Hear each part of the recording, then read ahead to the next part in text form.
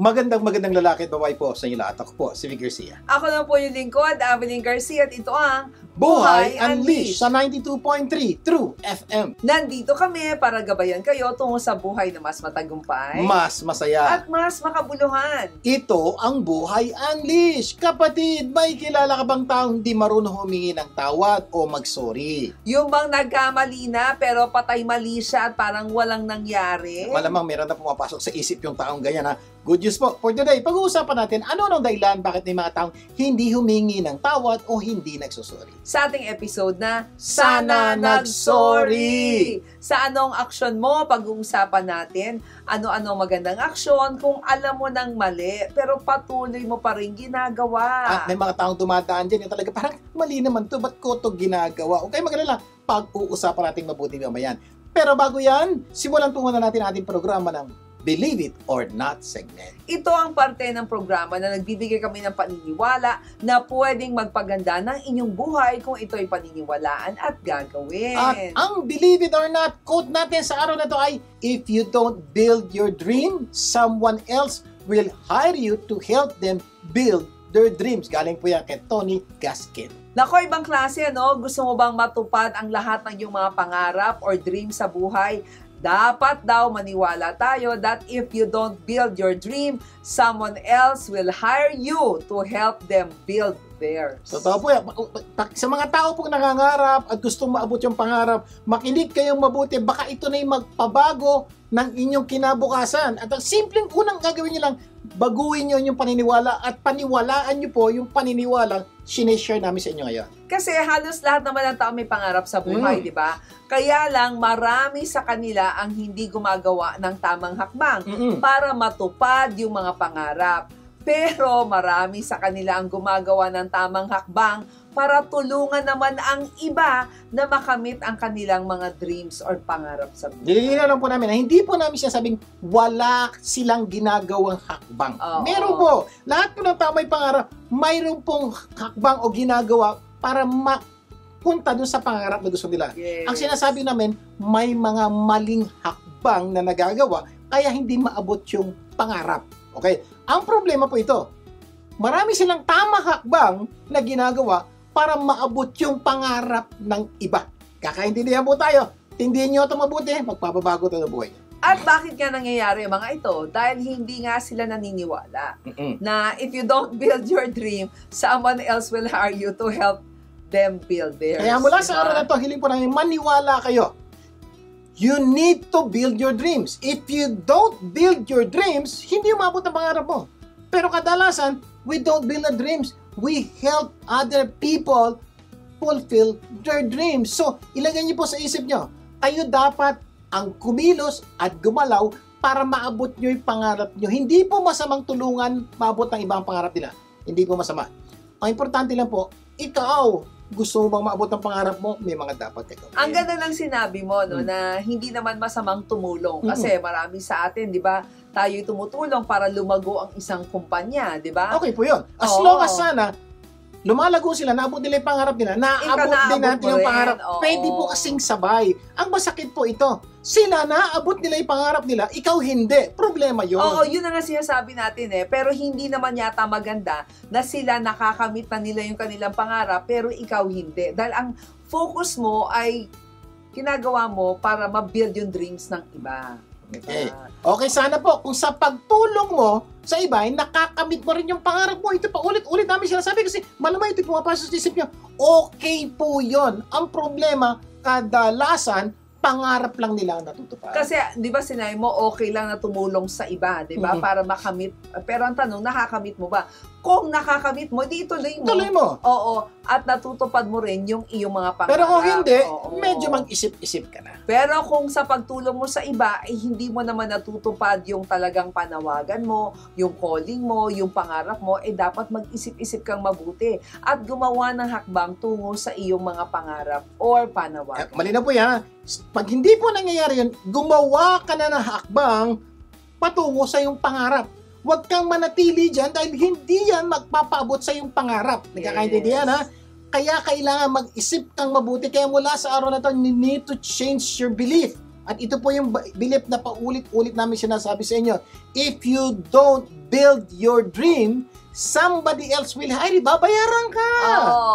Babayaran ka naman para abutin yung pangarap nila. Feeling ko hindi lang po yun ang pangarap nyo. Ang pangarap nyo, maabot yung pangarap na iba at maabot nyo rin yung pangarap nyo. Kaya nga, kung nagtatrabaho ka ngayon, maabot mo man yung pangarap mo, di ba? Habang nagtatrabaho ka, okay yun. Pero kung hindi, ano pa hinihintay mo? Gawin mo na ang tamang hakbang. Ibig sabihin po nun, kung gano'n, baka kailangan magpalit ka na ng trabaho para maabot mo yung pangarap mo. Kaya gagawin mo lang ito kung yung ginagawa mo ngayon ay hindi makakaabot sa pangarap mo. Pero kung naaabot na may pangarap mo, habang tinutulungan mo yung pangarap ng iba, okay lang po yun. Sana mula sa araw na to, maniwala ka at gawin ninyo. If you don't build your dreams, someone else will hire you to help them build theirs. At para maging mas matagumpay yung buhay natin, di ba? Maging mas makabuluhan, paniwalaan. So lagay niyo po sa isip niyo po ito, ha? Right now, hindi ko po alam ang sitwasyon niyo. Uulitin ko po. Kung ang trabaho niyo ngayon na binabayaran kayo ng iba para abutin yung pangarap nila, ay naaabot mo rin yung pangarap mo, yes, maybe you are in the right job. Pero, kung binabayaran ka ngayon at naaabot mo lang yung pangarap nila at hindi mo naaabot ang pangarap mo, baka wala ka sa tamang trabaho or wala ka sa tamang negosyo. Baka kailangan magpalit ka ng endeavor. Yun lang po paulit-ulit naming pinapaliwanag sa inyo. Sigurado kami, gaganda ang buhay ninyo, kaya paniwalaan, if you don't build your dream, someone else will hire you to help them build theirs. Sana marami kayong natutunan sa mga napag-usapan natin ngayon. At bago tayo mag-break, may paalala lang kami sa inyo, kung gusto ninyong magbakasyon na walang konsumisyon, mag-book lang sa Crown Plaza Manila at Holiday Inn Manila Galleria. Magbabalik pa po ang Buhay Unleash. Huwag bibitiw. Nagbabalik ang Buhay Unleash. Big Garcia po muli. At Abilene Garcia. Dadako na tayo sa ating segment na Ikaw, Ano Action Mo? Tandaan ha, you are what you do, not what you say you will do. Sa Tagalog po, makinggan nyo ito mabuti, hindi pwedeng pungawa o dakdak ng dakdak pero walang gawa. Dahil tayo po ay produkto ng ating ginagawa, hindi po ng ating sinasabi. Sa segment na ito, hahanapan natin ng aksyon ang mga sitwasyon na nangangailangan ng solusyon. Kaya kung meron po kayong sitwasyon na nangangailangan ng aksyon, ipadala nyo lang po sa aming Facebook or YouTube channel, Buhay Unleash or Vic and Abilene Garcia, at baka sitwasyon nyo na ang susunod naming ma-actionan. Ang sitwasyon natin sa araw na to ay ano-ano ang magandang aksyon kung alam mo nang mali pero patuloy mo pa rin ginagawa. At marami pong taong dumadaan dyan. Parang, sir naman, mali na ginagawa pa. Marami po. At malamang maski ikaw, may mali kang ginagawa na alam mo nang mali, ginagawa mo pa. Kaya, Sir Vic, ano action mo? O yan. Number 1, be proud of yourself. Ha? Sir naman? I'll be proud of myself. Alam ko nang mali, ginagawa mo pa. Opo, makinig ka mabuti. Be proud of yourself. Mali na, ginagawa mo pa. Tapos, be proud of myself. Oo nga, uulit-ulitin ko. Parang mali, hindi po. Tama. Bakit tama, Mama Bilit? Kasi maraming tao, kaya hindi gumaganda ang buhay dahil hindi tapat sa sarili. Hindi sila honest sa kanilang sarili. Kumbaga, mali na, pinagpipilitan pa. Pero ikaw, kaya ka magiging proud kasi tinanggap mong mali ka. So, yun po yung pagkakaiba. May ibang tao po kasi nakakagawa ng mali. At gina-justify po nila yung mali nila. At sinasabi nila, hindi mali yan, kaya ko lang ginagawa yan. Ito. Yun po. Hindi ikaw yon. Ikaw ito. Alam mong mali. Yun po yung napakimportant at tinatanggap mong mali. Yung kasi yung first step eh. Okay, first at dahil doon, dagdag ko lang mami. Oo. At dahil doon, be proud of yourself. Yes. Because hindi po lahat ng tao handang tumanggap ng kanyang pagkakamali. Pero ikaw, ganda ng tanong. Ang tanong mo is, sir, alam ko ng mali. Isabi, tanggap mo mali. Kaya lang patuloy ko lang ginagawa. Be proud of yourself. Tama yung ginagawa mo. Kasi maraming tao prideful eh. Alam na niyang mali, naku, pagpipilitan pa. A first step kasi in solving problem is accepting that you have a problem. Yun po, importante. Nagawa niyo na po yan. Tinanggap mo may problema. That's very good. Tama po yan. Kaya marami pong tao hindi po nasusolusyonan ang problema nila. Hindi nila tinatanggap na mali yung ginagawa nila. Kahit ito ay mali. Ikaw, good news. Be proud of yourself. Tinanggap mo. Number 2, get to the root of the problem. Yan. Ano ba ang dahilan kung bakit alam mo ng mali, ginagawa mo pa rin. There must be a reason. You need to know why. May kanta nga po dyan, there must be a reason. You need to know why. Oh, alam niyo po yun. Ibig sabihin, importante po ito, hindi po pwedeng patuloy niyo lang pong ginagawa yung isang bagay na mali. Alam niyo na yan. So, ang kailangan intindihin niyo, bakit alam mo ng mali, patuloy mo pang ginagawa. So, ibig sabihin, ano man yan, aralin mong mabuti. Okay? At pag inaral mong mabuti, makikita mo, oy, yung pala ang dahilan. Yes. Okay, paano gagawin yan? Tandaan mo to ha, lahat kasi ng ating kilos may dahilan. 'Di ba? Kung minsan tama ang dahilan, kung minsan mali ang dahilan. Pero sigurado ka naman may dahilan ka dyan may reason ka kung bakit mo ginagawa. So, same po, napakipura. Sigurado po may dahilan ka, bakit alam mo na mali, ginagawa pa. So, hanapin mo yung ugat. Kasi pag nahanap mo yung ugat, malaki na po ang posibilidad na malaman mo yung solusyon at maitigil mo yung alam mo ng maling ginagawa mo. Kaya sana malaman mo yung dahilan. Kaya lang, madalas, hirap tayong magkaroon ng malinaw na pangunawa kapag tayo'y nasa gitna ng problema. Kaya ang payo namin, gawin ang mga sumusunod na steps. So, ibig sabihin, may mga pagkakataon. Di ba, normally, mali naman to talaga. Ano ba dahilan? Isip. Kumisan lang, araw ko na nag-iisip. Hindi mo maisip, anong ba't talaga dahilan? Ba't ginagawa ko to? Sometimes, kaya mong gawin yan. Nagagawan mo ng paraan. Kaya lang, kuminsan po, hindi natin kayang gawa ng paraan. Kaya, dito po kakailangan natin yung step number 3. Ano yan? Oo, ask for help. Diba? Sabi nga ni Simon Sinek, asking for help is a sign of strength, not weakness. Marami kasi sa atin, pagka humingi tayo ng tulong, feeling natin mahina tayo. Siguro po, bakit nagiging sign of strength ang panghingi ng tulong? Simple lang po. Okay. Bakit strength yan? Alam mo, may problema ka. Tinanggap mo, may problema ka. At dahil may problema ka, hingi ka ng tulong. Strength po yun. Dahil napakaraming tao po weak. Bakit weak? Alam nila may problema sila, ayaw humingi ng tulong. Oo. That's weakness. Ikaw po, it's a strength dahil willing ka humingi ng tulong kasi nga hindi mo masolusyonan yung sarili mong problema. Humanap ka ng taong may kaalaman o kasanayan sa problemang pinagdadaanan mo. Diba? Madalas kaya lumalala ang problema kasi we share our problem sa mga taong wala namang maitutulong para masolusyonan ang problema mo. Diba? Sample na po, para mas maganda. For example, may sakit ka, physical. So, nagagawin mo, i-share mo sa kaibigan mo. Sabi mo, pre, pakiramdam ko, parang ganito. Ano sabi ng kaibigan? Naku, feeling ko ganito yan. Feeling ko ganyan, ganyan. So, oo nga, parang ganyan nga. Ito po, tanong ko, doktor ba yung kaibigan mo? Pag-isipan mo mabuti, ba't ka hihingi ng payo physical sa taong, hindi naman doktor, normally, what do we do? We go to a doctor pag meron tayong physical pain na nararamdaman. The same is true with our emotional pain. Kung minsan po, kaya tayo nahihirapan, meron tayong emotional pain na meron tayong problema hindi natin masolusyonan. Kausapin natin kaibigan natin. Ang payo po naman Abilin, humanap kayo ng taong may kakayanan, may kaalaman, may karanasan sa problema pinagdadaanan mo. Normally, sino po ito?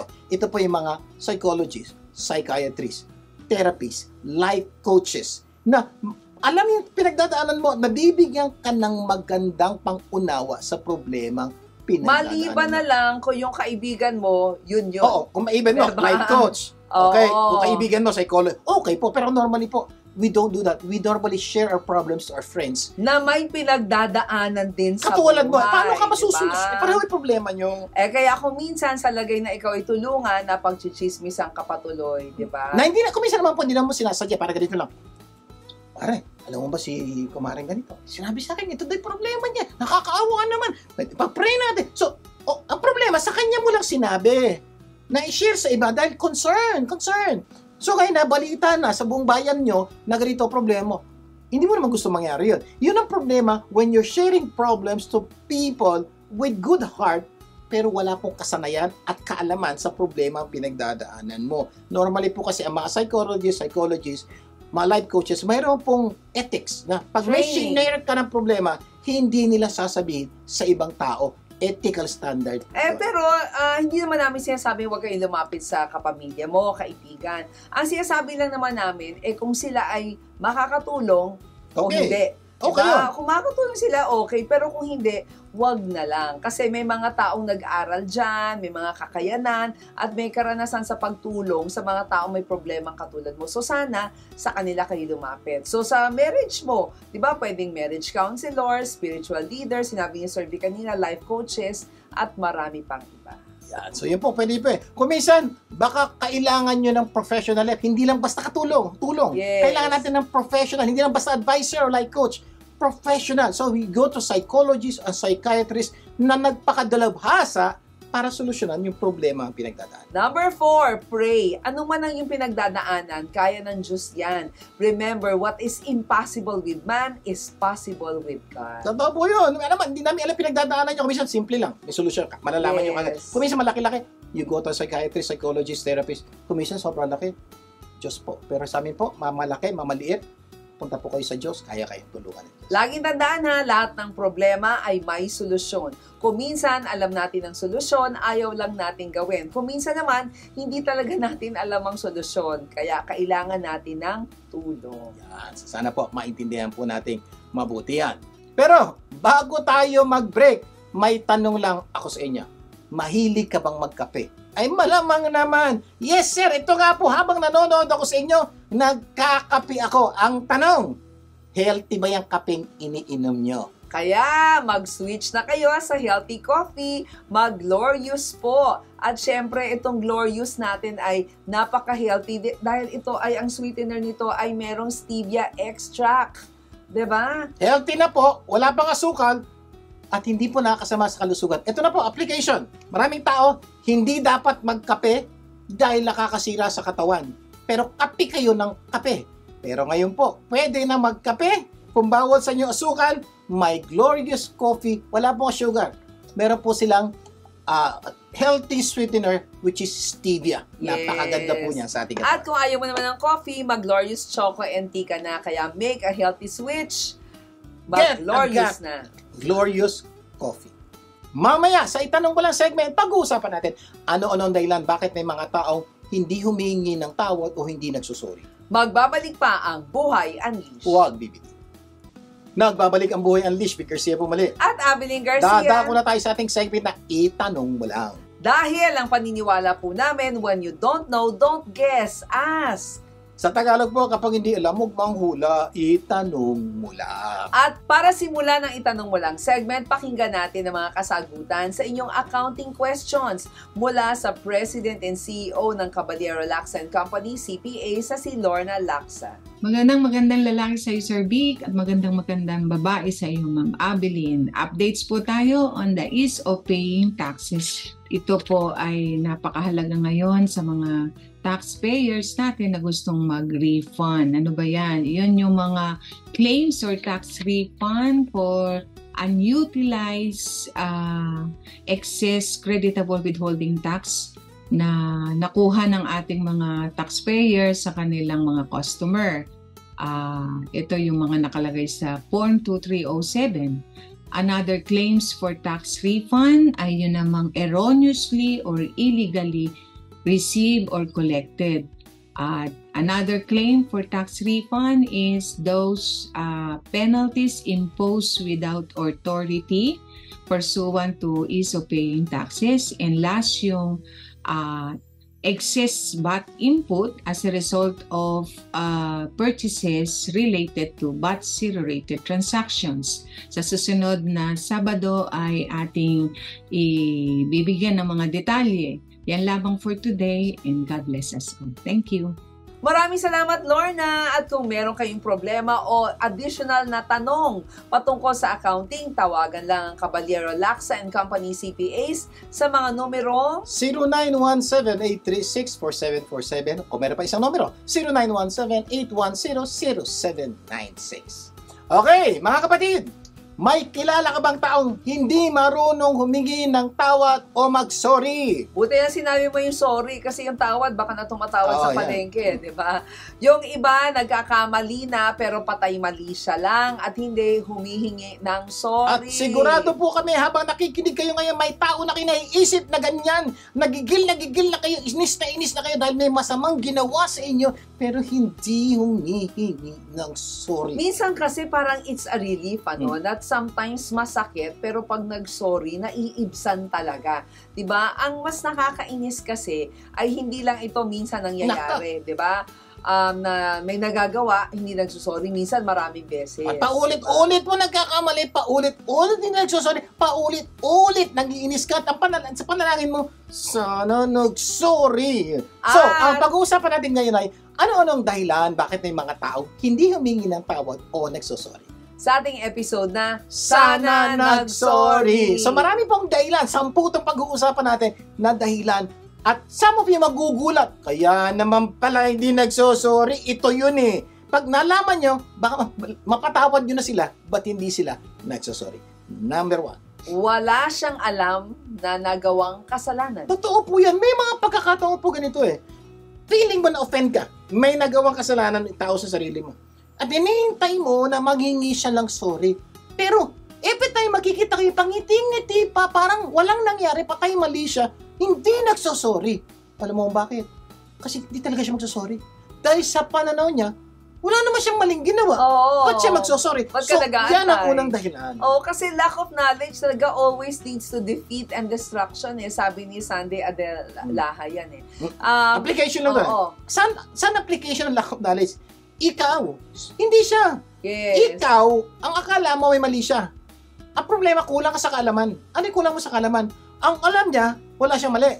Yes. Ang problema, pinagpipilitan mo, may mali siya. So, hinihintay mo siyang mag-sorry. Hindi nga siya mag-sorry dahil wala nga siyang kasalanan. Get niyo po?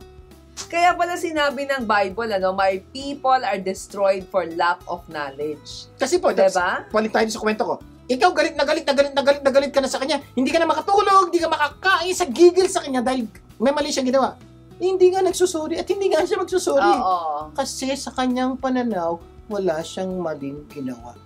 Kaya wala kang aabotang sorry. Promise. Kaya kung hindi alam, edi ipaalam. Yun po. Diba? Doon po papasok. Pag tingin mong sobrang natindi ng epekto sa'yo, lapitan mo. Sister, brother, pre, nanay, tatay, asawa. Alam mo ba sa araw? Yun po. Paalam mo. Bilang sabihin, ganun ba? Ay, hindi ko alam na nagawa ko yun. So doon pa lang pwede na siya mag-sorry. Kasi alam niya na. Kasi mas maganda na pinapaalam mo yung mga bagay na nasasaktan ka kaysa sa isarili mo lang. No? Kasi nagbi-build up yun eh, di ba? Sabi nga ni Confucius real knowledge is to know the extent of one's ignorance. And what is your ignorance? Hindi mo alam yung pinagdadaanan niya. Kaya napaka-importante po, kung talagang matindi yung problema, paalam mo. Kung isang problema, kaya mo namang palagpasin. Parang pwede mo nang set aside mo na lang para wag na lumaki ang problema. Number 2. Sa pananaw niya ay hindi mali ang ginawa niya. Sa pananaw mo, tama. Yun. Ito, hindi naman natin pagkakaiba. Yung una, hindi niya alam na nakagawa siya ng mali. Hindi niya alam. Ito po iba. Alam niya ginawa niya yon. Pero sa pananaw niya, hindi mali yun. Ang pagkakaiba sa'yo, mali. Yun po yung malaking pagkakaiba. Kaya hindi siya hihingi ng tawad sa ginawa niyang tama. Kasi parang kinokore ka niya para sa iyong kapakanan. Ang dating sa iyo, kinokore ka niya para ipahiya ka. Pero sa kanya, hindi. So, ba't siya hihingi ng tawad? Concern nga siya sa iyo. Kaya kailangang maunawaan. At pag ganun pananaw mo, huwag mo na siya expecting humingi ng sorry. Bakit? Sa tingin niya nga hindi mali yung kanyang ginawa. So, pag ganun, set aside, kalimutan na, move on. Kaya pala na may quotation si Doug Baldwin na sinabi na the greatest tragedy for any human being is going through their entire lives believing the only perspective that matters is their own. Totoo po, yan po ang greatest strategy. Ibig sabihin, pag pinagpilitan mo, hindi, mali ka talaga eh. So, pag pinagpilitan mo, ikaw lang yung tama, magagalit ka talaga sa kanya. Yung isa naman, pag pipilitan niya, hindi ako mali, tama ako, ay magagalit siya sa'yo. Mamaya, yung dating magkaibigan o magkapamilya, away na. Bakit? That's a tragedy. Kasi pinagpilitan mo lang tama ka, pinagpilitan niya lang tama siya. Pero kung pupunta po kayo sa kabila na, pwedeng mali yung pananaw ko. Yes. Hindi kayo mag-aaway. Yung po yung magandang pangunawa sa problema ito. Iba-iba kasi tayo ng perspective eh. Sabi nga ni Joni perspective is everything when you are experiencing the challenges of life. Totoo po. Pag yung pananaw mo sa isang problema maganda, kahit gaano kalaking problema yan, kaya mo harapin. Pero ang pananaw mo sa problema pangit, kahit gaano kaliit na problema yan, hindi mo yan mapaglalagpasan. Yes. Kaya perspective is everything. Number 3, kaya hindi siya nagsosorry, mas malaki ang kasalanan ng iba. Yan, papagkakataon naman, may gumawang kasalanan sa'yo. Hindi nagsosorry. Bakit? Kaya hindi pala siya nagsosorry. Sa pananaw niya, mas malaki ginawang kasalanan. Dapat ikaw ang humingi ng sorry. Hindi siya. Kaya talagang hindi siya magsosorry dahil in-expect niyang humingi ng sorry.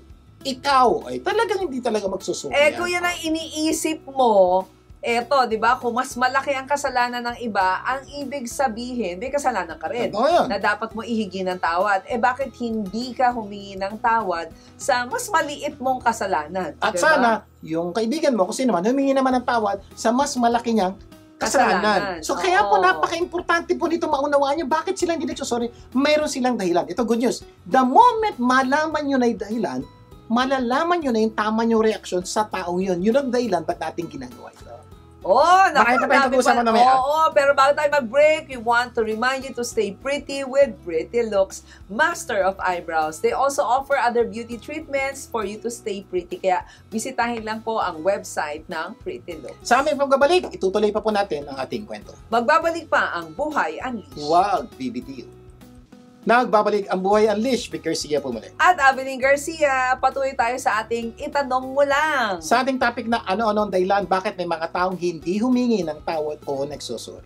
Sa ating episode na, Sana Nagsorry. So, tatlo na pinag-usapan natin dahilan, bakit hindi nagsosorry ang isang tao. Number 1. Wala siyang alam na nagawang kasalanan. Oo naman. Ba't ako hingin na sorry? Wala akong alam na kasalanan. A lack of knowledge always leads to defeat and destruction. Kaya kung hindi alam, ipaalam. Number 2. Number 2. Ang pananaw niya ay hindi mali ang ginawa niya. Ba't ako hingi ng kapatawaran? Hindi naman mali ginawa ko. Diba? Kailangan maunawaan niya yun. Number 3. Mas malaki ang kasalanan ng iba. Dapat siya unang humingi dahil malaki na kasalanan ginawa niya sa akin. Pag humingi na siya, mas malaki kasalanan, hihingi na ako. Ayan yung mga pananaw po ng iba. Hindi po namin sinasabing tama yun. Sinasabi ko lang po, yun ang kanilang pananaw at kailangan galangin natin yung kanilang pananaw. Number 4. Hindi naman daw siya ang nagsimula. Ayan, may iba, sorry. May iba sa ilan mo. Siya naman, ba't ako magsasorry? Siya nagsimula nitong gulong to. Siya hindi niya sinimulan to, hindi to nangyari. Kaya siya dapat ang magsorry, hindi ako dahil hindi ako ang nagsimula. Malamang may nadinig na ganyang argumento. Pero kung yun ang argumento, iba man na nagsimula, pero kasali ka naman na nagpatuloy. Siya nga nagsimula, kinontinue mo naman. So, ibig sabihin, may pagkakamali ka rin. Kasi kung hindi mo pinatulan, walang kasalanan. So, kung ikaw mismo, ang excuse mo kaya hindi ka nagsosorry dahil siya nagsimula, ganda po yung paliwanag ni Mama Avelyn. Ibig sabihin, siya nagsimula. Pinatuloy mo, kaya nag-away. So, pareho kayo may kasalanan. So, pareho kayong dapat humingi ng sorry. Ang problema, hindi siya nagsosorry. Wala kang magagawa doon. Kaya mo lang piliin, kontrolin sarili mo. Ikaw humingi ka ng sorry. At sana mag-sorry siya. Hindi sana ayusan yung problema. Kasi sa totoo lang, hindi naman importante kung sino yung naunang nagsimula. O kung sino nagsimula. Ang mas importante, may naunang gumawa ng hakbang para maayos yung problema. Dahil kung walang mauunang magpapakumbaba o walang magsosorry, walang susunod. Totoo po yun. Kaya napansin mo, siya nagsimula, sunod mo. Okay na yun, tapos na yun. Pero, sino kaya magsisimula mag-sorry? At malamang, pag may nagsimula mag-sorry, may susunod mag-sorry. Siguraduhin mo ikaw yun para maayos ang iyong relasyon. Number 5. Dahilan bakit may mga tao hindi nagsusorry. Wala daw pagkakataon. Nadinig ko na yan. Walang panahon na humingi ng tawad. Nadinig ko na, sir. Walang chance. Walang chance. Ginawa ko na, hindi nangyari. Ito sana bala ko pero hindi nangyari na. Kaya sir, up to now, hindi ako nakakahingi ng sorry. Nadinig niya na po yan. Alam mo, may magandang paliwanag si Lao Tzu dyan Time is a created thing. To say I don't have time is to say I don't want to. Yan. Sa malinaw po sa mga nagsasabi, take note, di po kami nagsabi niyo si Lao Tzu, isa sa pinakamatalinong tao sa buong mundo, na pag sinabi mong walang time, ang sabi po ni Lao Tzu, hindi po kami. Parang sinabi mo rin, I don't want to. Ganun po kasimple. Kasi sa totoo lang, may time ka kumain, time ka matulog, time ka magpahinga, ang dahil mong time, may mga panahon ka, time to do nothing. Ano yun? May time ka, wala kang ginagawa. Tapos sasabihin mo sa akin, walang time, pag-isipan mo nga mabuti, totoo bang dahilan yan? Totoo bang, talaga bang yun ba dahilan? O baka namang ayaw mo ka? Sabi nga ni Charles Buxton, You will never find time for anything. If you want time, you must make it. Totoo po yun. Diba? Hindi ka talaga makakakita ng oras para sa isang bagay na gusto mo gawin. Unless you will find time. Yes. Ikaw yung hahanap. Okay, itong yung bagay na to. gagawa. Dito, gagawin ko to. Oo. Dito, gagawin ko to. Ito, gagawin ko to. Pero sabi kasi walang time, hindi po. May time kung hahanapan mo ng time. Sabi nga po, bisa ka madali. There's a time for everything. May oras sa lahat ng bagay kung paniniwalaan mo. Kaya ikaw, may dapat kang sabing sorry. Sa kapamilya mo, kapatid mo, kamag-anak. Kung sino man, don't make an excuse of saying time. Wala akong time. Excuse lang po yun. Sa totoo lang, kung gugustuhin mo talaga, you'll find time. Pwede nga ngayon eh. Pwede nga mamaya eh. Pwede nga bukas. Sir, ang layo. Pwede nga i-text eh. Pwede nga i-email eh. O na, may problema ka pa sa layo. Eh, sir, gusto ko personal. Eh, di, puntahan mo sa bakasyon. Puntahan mo sa Pasko. Puntahan mo sa bagong taon. My point is, you can find time kung gusto mo talaga. Ang problema, gusto mo ba talaga? O ayaw? Yes. O, number 6. Kaya hindi nagsasorry kasi natatakot sa pwedeng mangyari kapag siya ay humingi ng sorry or patawad. Yeah, may mga pagkakataon naman po ganito. Alam niyang mali siya. Tanggap niya yun, walang problema. Kaya lang, alam niya, pag humingi siya ng tawad, ano yung pwede mangyari? Baka magalit, baka sa bunutan ako, baka suntukin ako, baka sapakin ako, baka anong pwede. Sa takot po sa consequence ng pahihingi ng sorry, wag na lang dear. O baka, hindi na. baka i-blame siya. Oh. 'Di ba? Sabi ko naman sa iyo, ikaw talaga may kasalanan, 'di ba? Kasi ang siguro antidote dyan is never let fear decide your future. Kasi ano ba yung fear? F-E-A-R. Ito daw yung false evidence appearing real. Totoo po, marami pong tao na tabot, hindi po makakilos sa buhay dahil sa takot. Pero po kumisan, yung takot po hindi naman makatotohanan. Kumisan yung takot mo pag actual na, ay hindi pala gano'n na Hindi nangyari. pala ganon. Ang importante Oo. po, isipin yung takot, isipin ano yung tama niyong gawin. Correct. At this point, tanggap mo mali ka.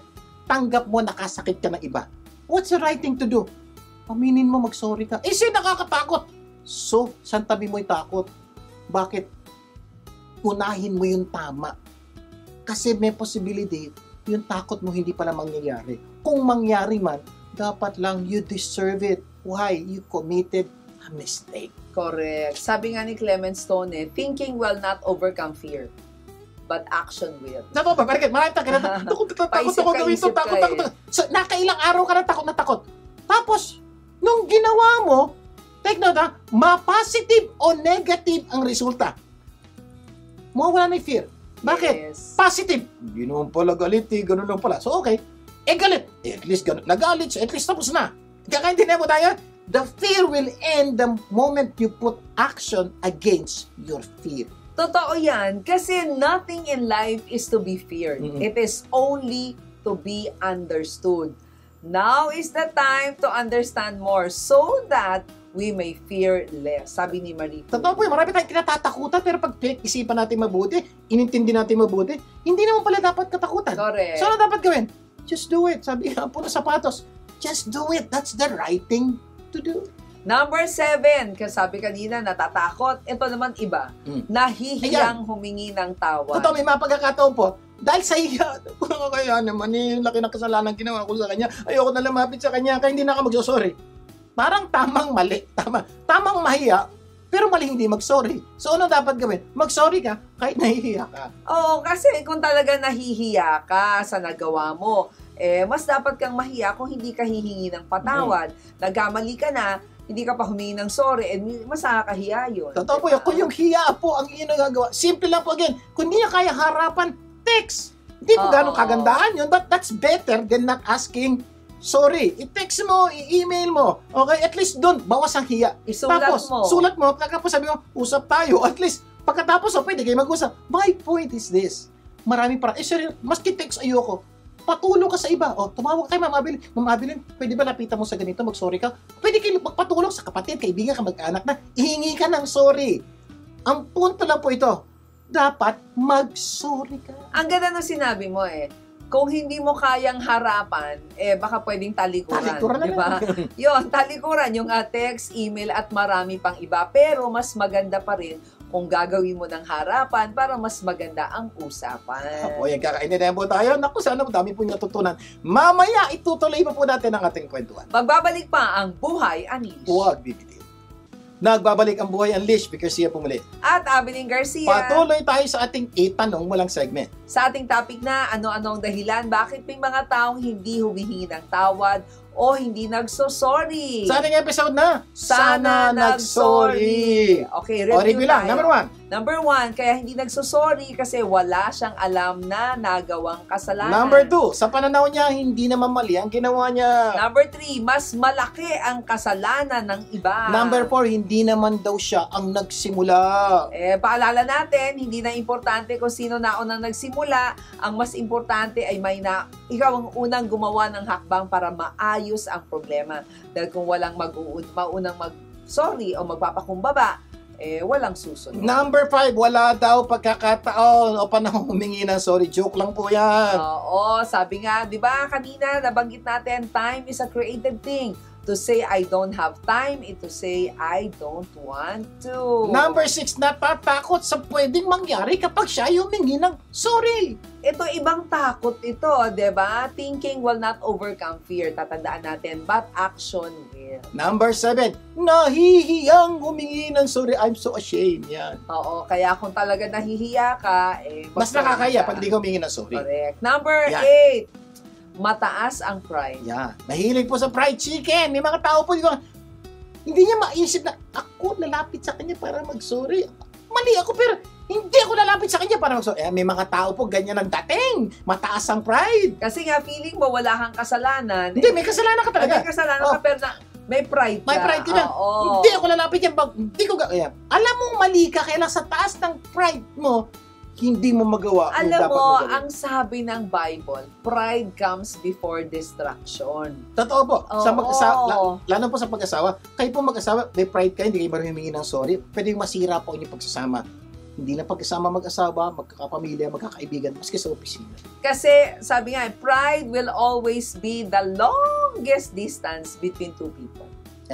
Pag may magkatabi pong tao at may pride yung isa, kahit magkatabi kayo, hindi kayo mag-abot, hindi kayo magkaunawaan. Bakit? May pride po Kaya po, isang tabi nyo na yung pride, lutuin nyo na yung pride na yan, tapos kainin nyo. Eto matindi, may bayad yun. Diba? Pride will cost you everything and leave you with nothing. That's a problem po with pride. So, ang problema nyo po ngayon is pride, isang tabi nyo na po yan. Wala pong idudulot na maganda yung pride. Kasi alam mo nang mali, dahil sa pride mo, hindi mo magawa yung dapat mo gawin, problema po yan.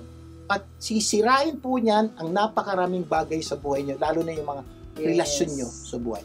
So, itapon niya na po yung pride niya. Number 9. Ayaw sumunod sa Diyos. Ayan. Bang klase. May mga pagkakataon po, alam niyang mali. At alam niyang sinasabihan na siya ng Diyos, anak, gawin mo yan, mag-sorry ka na. Hindi, Lord, ayoko. Yan. Kumisan po, yun na naging dahilan. Kaya nasisira ang buhay. Tatandaan lang natin yung utos ng Diyos sa Matthew 5:23-24. So, if you're offering your gift at the altar, and there remember that your brother has something against you, ano sabi niya? Leave your gift there before the altar and go. First, be reconciled to your brother, and then come and offer your gift. Si Lord na yan. So, mali na po Oo. Diyos po ang mismo, this is not a suggestion, this is a command. God is commanding us, kung talagang may pagkakamali tayo sa iba, o meron tayong tao na saktan, humingi tayo ng tawad. Bago daw natin pagpatuloy yung pagsamba natin sa Diyos, dapat iayos muna natin yung relasyon natin sa tao.